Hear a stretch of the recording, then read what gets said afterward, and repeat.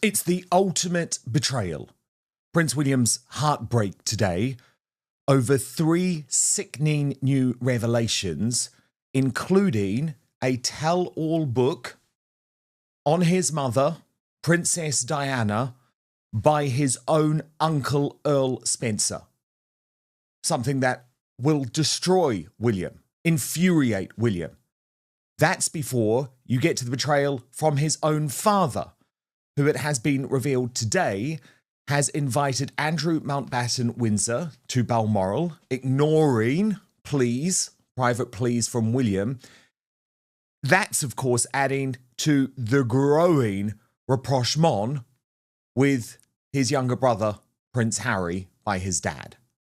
So all of this is going to be deeply upsetting to the future king, who you do just have to remember is attempting to save the monarchy. None of this is done out of spite, but it's all about trying to make sure that there is a monarchy for his eldest son, Prince George, to inherit. So we're going to get into all of these betrayals in detail today with Brittany, editor of the Royal News Network. But we've got this breaking bombshell news, the on-the-record statement from Earl Spencer that for the first time at 62 years old, he is writing this tell-all book on Princess Diana. He says it's to set the record straight once and for all ahead of the 30th anniversary of her death. Now, I'm just going to lay my cards on the table here. I'm not a big fan of Earl Spencer. I think he has been a malign influence in a lot of ways in recent years, and he has aligned himself very much with Prince Harry and Meghan Markle. To me, and this is an opinion, and you are more than welcome to disagree, this is a money play, and it is also a play to make it much easier for Prince Harry and Meghan Markle next year to cash in even further on Princess Diana's memory, because they're like, well, look, Earl Spencer's done this book. It's just our chance now to do the same thing. And I think for William, that is heartbreaking, given he did have this deal explicitly with Prince Harry, but obviously it spread to Earl Spencer that after the 20th anniversary, there wasn't going to be any of this big family cashing in on anniversaries of Diana's death, because it's tacky and it doesn't let her rest in peace. But this is the reporting on the bombshell statement today from Diana's brother, Tom Sykes of The Royalist, writing the historic book is due to be published next month by Penguin Michael Joseph under the title Swan Song, Diana, My Sister. He says it will be a deeply personal account of his relationship with his sibling. In other words, he's doing a spare. He's telling it all. The 62-year-old said on the record, with the 30th anniversary of Diana's tragic death on the skyline, I've been inundated yet again with requests for interviews about my sister. This has convinced me to write down my own thoughts and memories once and for all, rather than having the discomfort of again reading the opinions of others, many of which are based on untruths that have become accepted over time. So what you see there is Earl Spencer is trying to make a moral argument as to why he's doing this. Now, I haven't seen the book. Of course, I haven't read the manuscript. I will read the manuscript. We will report on it. But I hope Earl Spencer is honest about some of the terrible fallouts he had with Diana in the final years of her life, because she was not happy with a lot of the decisions that he made. Earl Spencer goes on. The aim of this book is to tell the truth about Diana from her brother's perspective, just as I attempted to do in speaking at her funeral. So invoking that eulogy, which, remember, received that applause from around the world because of the way that we were feeling about Diana at that time. As with my eulogy, I want to speak on Diana's behalf and do so in an openly positive way. I hope this book will be of interest to the many who still cherish the memory of Diana when she was alive, and I would be delighted if those too young to remember her in her heyday feel after reading this that they get, and he's put get in inverted commas, who she really was, a one-off, dynamic character full of love, charisma, and self-doubt, who gave life a hell of a go and left the world a far better place despite exiting the stage while still so young. This is a book I've been invited to write repeatedly since the actual day of Diana's funeral. Now is the time for me to finally put it down on the page. Now, my question is why? Why now? Why? The 30th anniversary means you're going to make more money? Why now? Tom Sykes goes on in his memoir Spare. Harry said that Spencer objected to the barbarity of the brothers, then boys aged 15 and 12, following the funeral cortege on the day of Diana's burial. The Earl is also expected to confront his own role in Diana's infamous 1995 Panorama interview, BBC reporter Martin Bashir first approached him with forged bank statements that persuaded the Earl to introduce Bashir to his sister, and which the 2021 Dyson inquiry found breached BBC guidelines. Spencer has spoken of his profound regret, saying, "The irony is that I met Martin Bashir on the 31st of August 1995 because exactly 2 years later she died, and I do draw a line between the two events." Swan Song follows Spencer's harrowing 2024 memoir, A Very Private School, in which he revealed the physical and sexual abuse he endured from the age of 8 at Madewell Hall boarding school, including grooming by a predatory assistant matron he describes as voracious paedophile.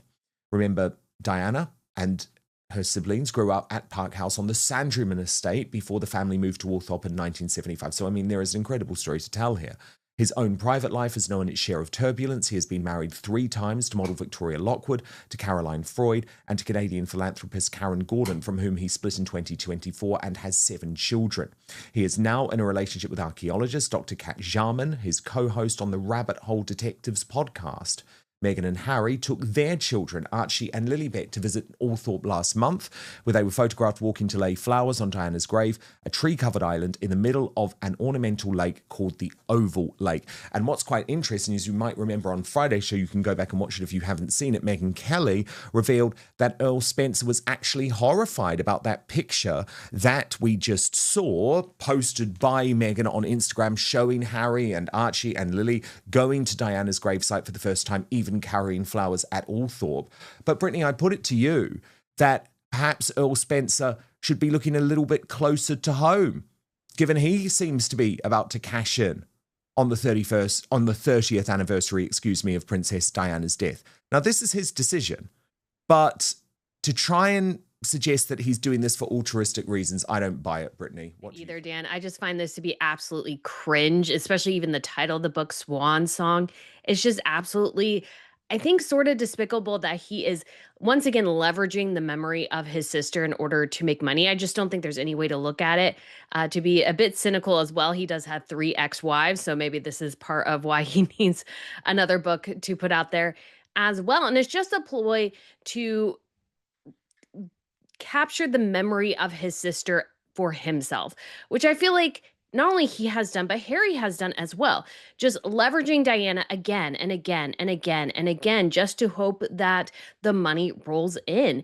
And it does, because, again, they are getting their dividends based on her and her legacy, not them of themselves. And that Harry and Earl Spencer align here, again, I think shows where Harry's loyalties really lie, and how Earl Spencer, you could say, is encouraging some of this kind of mining of Diana's memory. And I do strongly believe we will probably see a Diana documentary by Harry and Meghan next year. It's the only thing of theirs that they can sell. And so I think that is definitely what they'll be doing. And it's disturbing, but it's unfortunately not a surprise that this is a route that Earl Spencer would decide to go down. And I think he's definitely opened the door for Harry to follow suit. Indeed, and that is just the start of this deep upset for Prince William, because we also have the new reporting in The Sun today.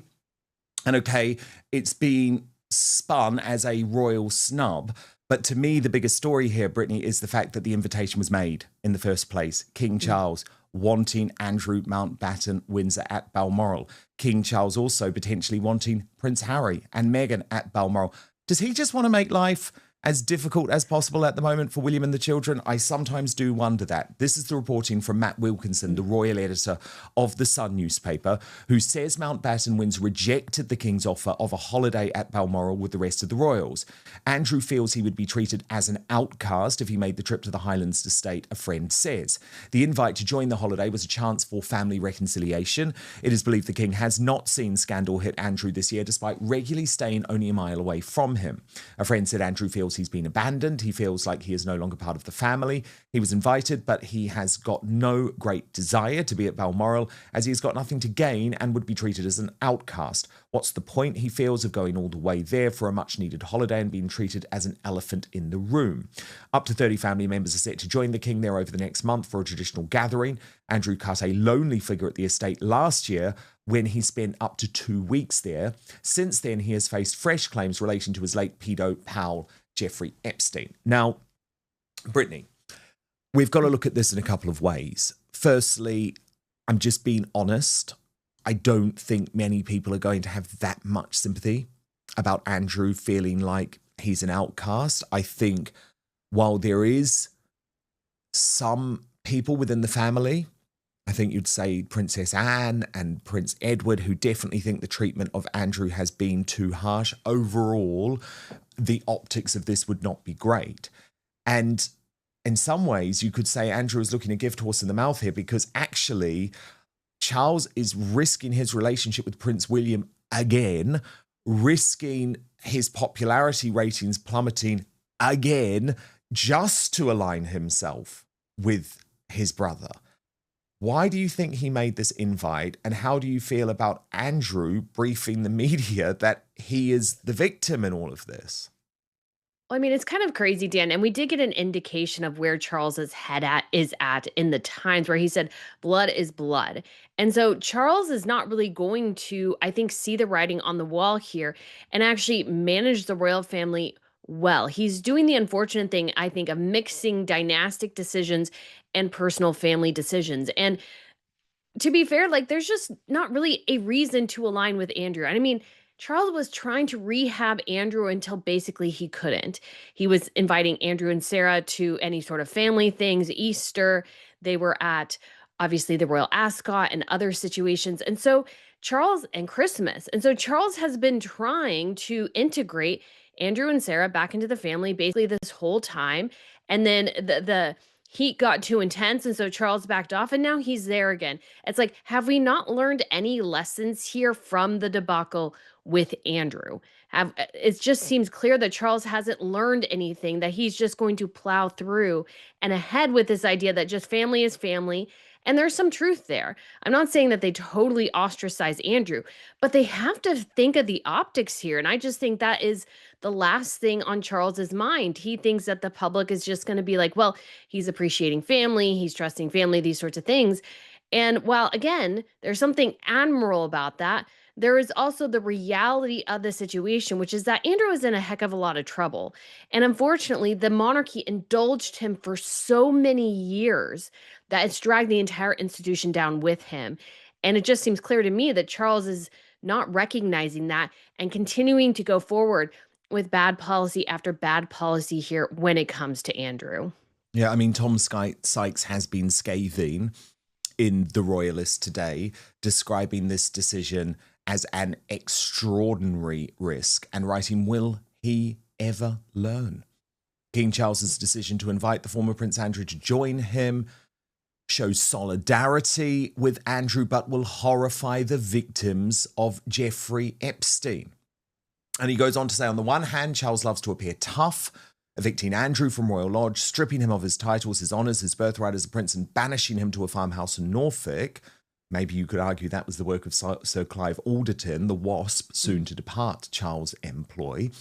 On the other hand, Tom Sykes goes on, he wants to reconcile with Harry, a son who derided him in print as weak and pathetic, and invites Andrew to come and stay for the summer holidays. And let's be clear, this is not a normal summer holiday of the type you or I might take. The annual trip to Balmoral is an important fixture of the constitutional calendar, a token and a signifier of the membership of the royal family itself, much like the church at Sandringham on Christmas morning. Of course, Andy Burnham, the new British Prime Minister, expected to be part of this pilgrimage, this annual pilgrimage to Balmoral. So Tom Sykes says it raises the obvious question, is Andrew going to be at Sandringham at Christmas? Because that surely is where this is heading. Even if this were a normal family holiday, I struggle to understand why anyone would invite an individual to join them on it whom they were sufficiently convinced had behaved in a manner so revolting that they had removed his income, titles, and home, and publicly humiliated him in front of the entire world. The fact that the king is still extending invitations to Andrew is utterly bizarre. Let's remind ourselves what Buckingham Palace actually said when Andrew's titles were removed in October. These censures are deemed necessary, notwithstanding the fact that he continues to deny the allegations against him, the palace said, adding, their majesties wish to make clear that their thoughts and utmost sympathies have been and will remain with the victims and survivors of any and all forms of abuse. Well, which is it? If your thoughts and utmost sympathies really have been and really will remain with the victims and survivors of abuse, you do not invite the man at the centre of it all to join you for grouse and barbecues at Balmoral. If you are genuinely putting the victims first, the message is, I am disgusted by what you have done, and I am never going to see you again. The message is not come and stay in August, which suggests that actually, after all, Andrew is still in the fold. And yes, Sykes reports, there are still plenty of Andrew's old friends who dismiss the whole thing as trial by media, a witch hunt, and would be delighted to host him. Of course, we reported on yesterday's show of Lady Victoria Harvey making direct claims to Kash Patel, the FBI director, backed by Sarah Ferguson. Tom Sykes goes on, yes, Andrew has had his gun license taken away, but he is still permitted to shoot in the company of another license holder. Such stricture is not at all uncommon under Britain's tough gun rules when someone is going through a divorce or upheaval, and there is no reason to think his license won't be fully restored in the fullness of time. The issue here is not how Andrew chooses to spend a few days in August, it is the extent to which Andrew remains under the King's protection. And then Tom Sykes speaks about something that Andrew Lowney, the author of Entitled, has also proclaimed. My strong suspicion, he writes, is that Andrew will not end up in jail and maybe not even in court. I suspect it will all end with an announcement that there is insufficient evidence to proceed, perhaps some briefings about the constitutional complexities of the whole thing, and it will all be allowed to fade away, and Andrew will be free to get on with his life, perhaps in another jurisdiction.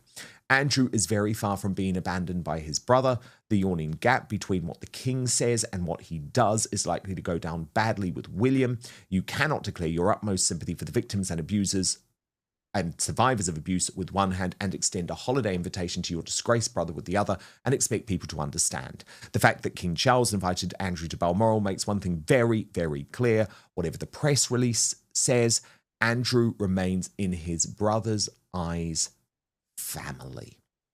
And look, Brittany, there are a lot of issues with that, aren't they? Because we know that William is prepared to take a tougher approach for the good of the monarchy. See the way that he continues to ice out Prince Harry. I mean, he does. And Dan, you just have to look at how other monarchies have handled sort of the spare side of the family. They've started stripping down titles. They started removing HRHs, and the family is able to get along pretty well even past that.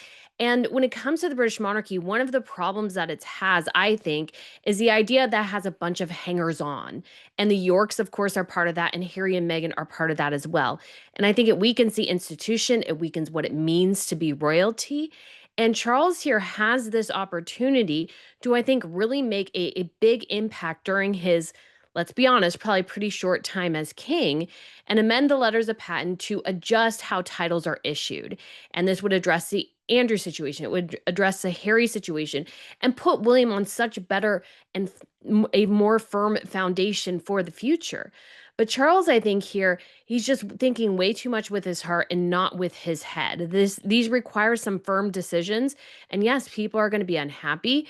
Yes, not everybody's going to like them, but this is what Charles has to do for the future. And I think he understands that family is important, and it is. Nobody's denying that. But I think the problem here is not just the family side of things, it's just how unclear Charles is in his role as king and what he thinks about certain things.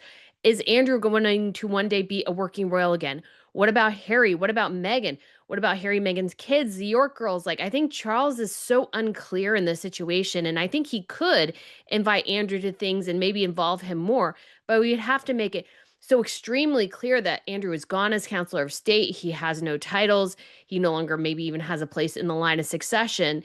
And then he can do these sorts of things. Beyond that, I think it's just such a risk. Indeed it is. And Brittany, also such a risk is, of course, the Prince Harry reconciliation. We saw Roy and Nika in the Sunday Times just trying to prepare the groundwork for all of us. Oh, Harry, he's just going to be back all the time. And we should just be delighted about it, Brittany. Of course, it's just because he wants to see his family. Not everyone's sucked into this. Lee Cohen of The Tea with Lee, who is a regular columnist for The Spectator, The Daily Telegraph, has actually written for GB News on this. While other journalists push the reconciliation narrative, I never will. Harry is dangerous, full stop. I have deep respect for the crown and want to see it thrive forever. Harry is a threat to that. Harry chose to leave. He chose to attack. He stood by while his wife insulted his blood and birthright. He chose to monetize the conflict. He cannot now assume that the institution and people he rejected owes him reconciliation of any kind. And Brittany, this is the third betrayal to William, isn't it? This idea that it's almost just been accepted, not just by the institution, but by the Royal Rota and the mainstream media. Oh, let's just come back, Harry, and we can all forget. Something happened this week that I don't think William saw coming. Not one thing, three things, and they landed almost on top of each other. One from his uncle, one from his father, and one that's happening so quietly, most people haven't even clocked it yet. By the end of this video, you're going to understand exactly why I think this is one of the hardest weeks William has had in years. And I want you to tell me, once you've heard all three, which one you think hurts him the most. Because I don't think it's the obvious one. That does seem to be where it's going down very, very sadly. I mean, I was really hopeful that when Andrew's titles were stripped, well, maybe Harry and Meghan will be next. And I just don't even think that is going to be the case at all. I think Charles is going to be very, very soft on Harry and just sort of this ill-conceived attempt to kind of try to smooth things over and get this false and hollow reconciliation. Because reconciliation can only really happen when Harry acknowledges fault. And Harry has yet to do that. And I don't think he ever will do that, at least at this point. Maybe he'll get there someday and recognize the horrible things that he did to his family. But by Charles allowing Harry to get in without any sort of repercussions, will just embolden Harry and Meghan to be some of the worst actors within the British monarchy. I have said before, and I'll say again, I would not be surprised if Harry and Meghan find their own Jeffrey Epstein at some point. And it might not obviously manifest in the same way, but something like that will happen. For the monarchy to continue, it has to be maintained and I think controlled. And right now we have way too many in the British monarchy rogue royals. And these rogue royals are causing immense damage to the institution because they are not treating it with the respect that it deserves. And unfortunately, if they don't, the people won't eventually either. And this undermines everything. And Charles is just letting it go on under this, I think, just this idea that he's just going to be this grandfatherly figure to everyone when he needs to be a king instead. Sort of drop the grandfatherly, fatherly act, brotherly act, be a king. Sometimes that means being harsh. And I think he will have a better legacy overall than this wishy-washy one, which he will leave for William to pick up. And who knows if William can even take the monarchy beyond that. We will have to see.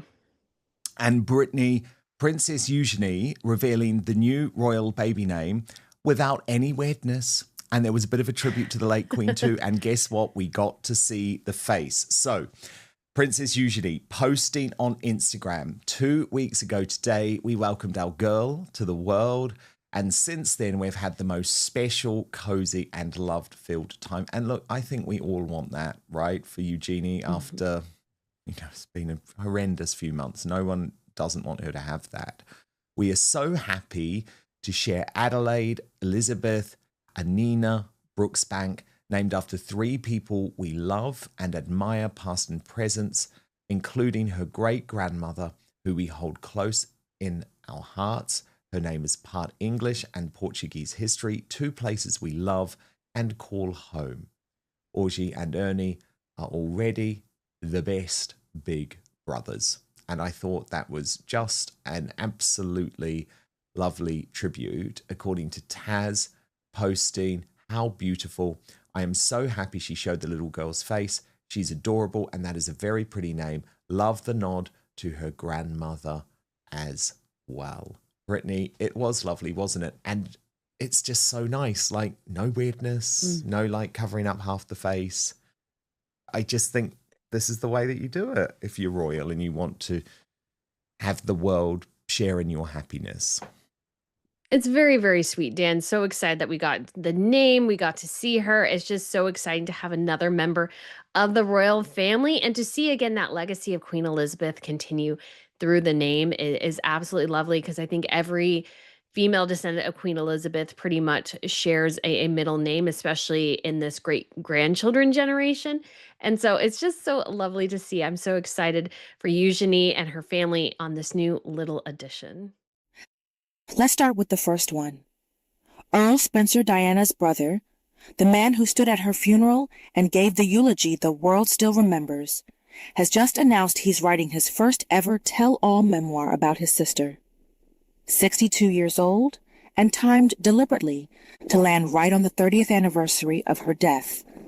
Now, in his own words, this is about setting the record straight, protecting his sister's truth after decades of other people telling her story for her.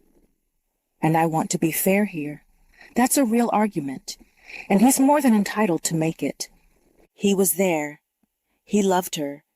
He has every right to his own memories. But here's what's sitting uneasily with me. There was an understood line in this family after the 20th anniversary. Nobody cashes in on Diana's death anymore because it doesn't let her rest.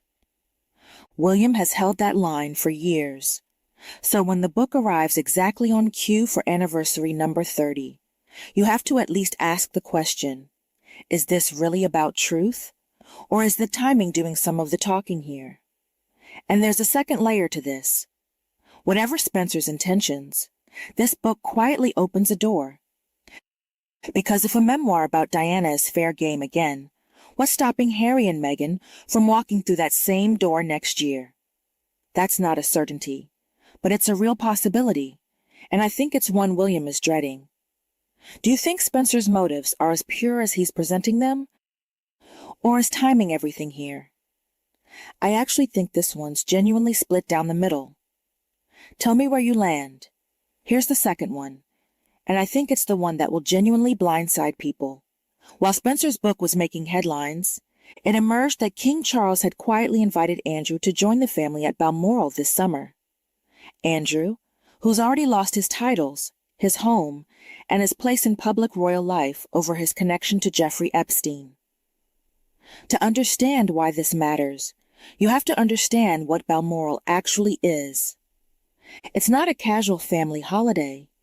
It's one of the most symbolically loaded gatherings on the royal calendar. Being invited there has always meant something. So an invitation like this isn't a small gesture. Reports suggest Andrew turned it down, reportedly feeling he'd be treated as an outcast if he showed. Take that with a grain of salt. We're relying on second-hand briefings here, not a statement from Andrew himself. But even if he said no, the fact that the invitation was extended in the first place is the story. Now, I'll give you the other side of this, because it's worth hearing. Those close to the king reportedly frame it as an attempt at reconciliation. The idea that, whatever Andrew has done, he's still Charles's brother, and family doesn't just get erased. That's not a crazy position to hold personally. The question is whether it's a defensible position for a king to hold publicly, given what the palace itself said back in October about standing with victims and survivors. Do you think this was Charles trying to be a loyal brother, or a serious misjudgment of the optics? I want both sides in the comments, because I don't think this one has an obviously correct answer. And this is where it gets harder to defend. Royal commentators have been blunt about the contradiction here. In October, when Andrew's titles were stripped, the palace put out a statement saying their sympathies remain, quote, with the victims and survivors of any and all forms of abuse. That's the official position. So how do you square that with an invitation to spend the summer at Balmoral? You can't fully have both. If the sympathy is genuine, the message to Andrew has to be, I don't want to see you. If the message is come stay in August, then the October statement starts to look less like conviction and more like damage control. Some reports go further, suggesting Andrew may eventually get his gun license back, or that any legal questions around him could simply fade with no charges ever brought. If that turns out to be true, it raises a real question about accountability at the top of this institution, not just for Andrew, but for what it signals to everyone watching. I'll be honest, I don't think Charles is a villain here. I think this might genuinely be a father who hasn't figured out how to separate loving his brother from protecting the crown. But intentions and consequences aren't the same thing. Was this a deliberate signal that Andrew's still protected, or a king who just hasn't fully reckoned with how this looks? Genuinely curious which way you lean. Now here's the third one, And it's the one I think people are sleeping on, because it's not a headline, it's a mood shift. There's a narrative slowly forming in parts of the press that a reconciliation between Charles and Harry is basically inevitable, and that we should all just be happy about it, a father wanting to see his son. Nothing more complicated than that. Some commentators are pushing back hard on that framing, arguing that reconciliation without any accountability isn't really reconciliation, it's just quietly moving on. And I think that's a fair challenge, even if you don't agree with every word of it. Harry has said a great deal in public about his family. Whether real repair requires him to walk any of that back is a genuinely open question, and reasonable people land differently on it. Here's what I keep coming back to. If the door reopens with zero conversation about what happened, what does that teach everyone else, watching Andrew included, about what actually has consequences in this family? Would you want a full accounting before reconciliation? Or do you think family relationships don't need to work that way? I know this one gets people fired up. Let's actually hear the disagreement in the comments instead of just the pile on. After all that, let me give you something good, because it's real, and it deserves airtime too. Princess Eugenie introduced her new daughter to the world this week, and she did it the way I think these moments should be done. No hiding the baby's face, no mystery, just an open, joyful announcement with a name that quietly honors family history and the late Queen. After the difficult year she's had, watching Eugenie get to just be happy, publicly, and without complication, felt like a genuine exhale in the middle of everything else. It's a good reminder that this family isn't only the headlines we spend the most time on. Did this one make you smile as much as it made me? Tell me your favorite part of the announcement below. So here's where I actually land, for what it's worth. I don't think William is acting out of spite in any of this. Everything about how he's operated points to someone trying to make hard, unpopular calls now, so there's still something worth inheriting later. And this week, 3 separate threads, one from his uncle, one from his father, one still forming quietly in the background, all pulled in the opposite direction from where he's trying to steer things. I'm not going to pretend I have this fully figured out. And honestly, I don't think anyone outside that family does. What I do know is that all 3 of these stories are still moving, and how they resolve is going to tell us a lot about what kind of King Charles actually wants to be, and what William is going to be left holding when it's his turn. Out of the 3 Spencer's book, The Balmoral Invitation, or The Quiet Harry Thaw, which one do you think matters most for the future of the monarchy? Genuinely, tell me below. I'll be reading and replying to as many of you as I can.